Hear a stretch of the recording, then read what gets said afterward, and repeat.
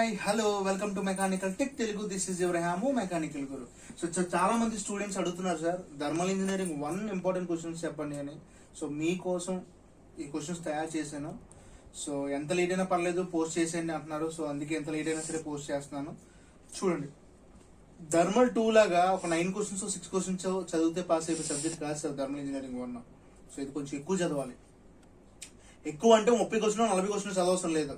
Just 14 questions చదివితే చాలు. ఈ 14 క్వశ్చన్స్ చదివితే మీకు 5 ఎస్సేస్ పక్కగా పడతాయండి. 5 ఎస్సేలు పక్కగా పడతాయి ఈ 14 క్వశ్చన్స్ చదివితే. సో అందులో first question, explain reversible and irreversible process and condition of reversibility. అంటే అసలు రివర్సిబుల్ ప్రాసెస్ అంటే ఏంటి, ఇర్రివర్సిబుల్ ప్రాసెస్ అంటే ఏంటి, రివర్సిబిలిటీ కలిగే condition. Next, what is quasistatic work and flow work. So ఈ రెండు సెకండ్ చాప్టర్ సంబంధించినవండి. ఈ సెకండ్ చాప్టర్ సంబంధించిన క్వశ్చన్స్ నుంచి ఈ 2 questions important. Next coming to the first chapter. First chapter నుంచి పక్కా ప్రాబ్లం ఉంటుంది.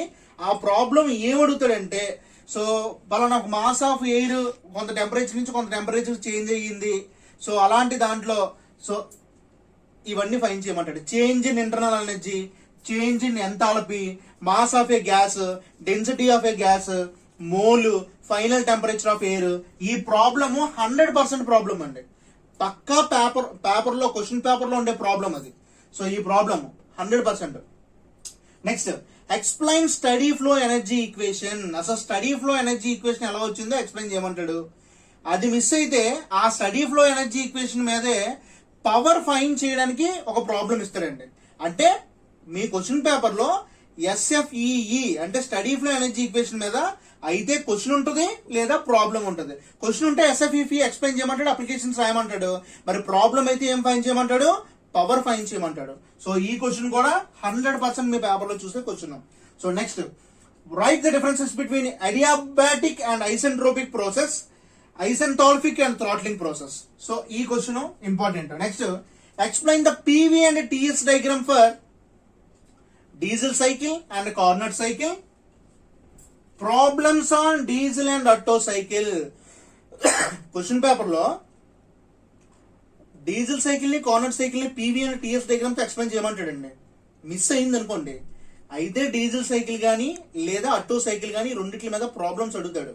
అడిగితే ఎలా అడుగుతాడు, ఇంకో ఎయిర్ స్టాండర్డ్ ఎఫిషియన్సీ ఫైన్ చేయమని, maximum temperature and pressure fine చేయమని, వర్క్ డన్ ఫైన్ చేయమని, హీట్ రిజెక్టెడ్ ఫైన్ చేయమని. కానీ డీజిల్ సైకిల్ అడిగినా అదే అడుగుతాడు, అటో సైకిల్ అడిగినా అదే అడుగుతాడు. Next, explain the working of bat. సరే ఈ ఒక్క 5 క్వశ్చన్స్ నుంచి 2 ఎస్ఏలు పక్క అండి. ఈ ఒక్క 5 క్వశ్చన్స్ నుంచి 2 ఎస్ఏలు పక్కకు వస్తాయి. ఏంటది, explain working of battery ignition system and magneto ignition system. Battery ignition system working ఏంటి, మ్యాగ్నెటో ఇగ్నిషన్ సిస్టమ్ వర్కింగ్ ఏంటి. Next, explain the working and functions of simple carburettor. Simple carburettor తాలూకా ఫంక్షన్స్ ఎక్స్ప్లెయిన్ చేయమంటాడు. అంటే throat అంటే ఏంటి, ఆ థ్రాట్ల్ valve అంటే ఏంటి, చోక్ వాల్వ్ అంటే ఏంటి, ఆ వెంచూరీ అంటే ఏంటి.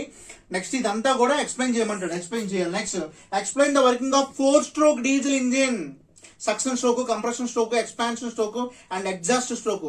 ఐస్ ఇంజిన్ చాప్టర్స్ లో మనం చదువుకుంటాం కదా. సో దాన్ని ఎక్స్ప్లెయిన్ చేయమంటాడు. లేదా 2-stroke పెట్రోల్ ఇంజిన్ ఎక్స్ప్లెయిన్ చేయమంటాడు.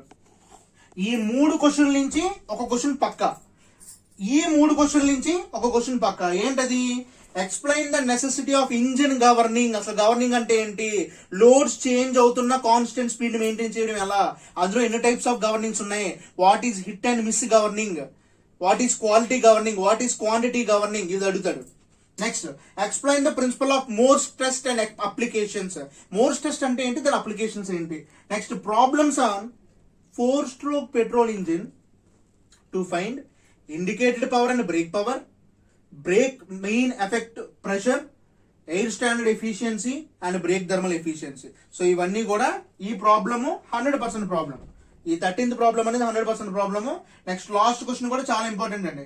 Explain vane type compressor and centrifugal compressor. ఇవి రోటరీ కంప్రెసర్స్ లోకి వస్తాయి. ఈ 2 క్వశ్చన్ కి డయాగ్రామ్స్ ఉంటాయి, ప్రిన్సిపల్స్ ఉంటాయి, ఫైన్ చేయాలి, అవి నోట్ చేయాలి. నెక్స్ట్, సెకండ్ స్టేజ్ కంప్రెసర్ మీద ప్రాబ్లం అడుగుతాడండి. సో ఈ 14 క్వశ్చన్లు కానీ మీరు చదవగలిగితే 5 ఎస్ఏలు మీకు పక్కాగా పడతాయి. So please believe me, hard work చేయండి. థర్మల్ 2 అంత ఈజీగా థర్మల్ 1 పాస్ అవ్వలేము, కానీ ఈ 14 క్వశ్చన్స్ చదివితే మీరు ఈజీగా పాస్ అవుతారు. పాస్ అవడం కాదు, మీకు 50 మార్కులు వస్తాయి.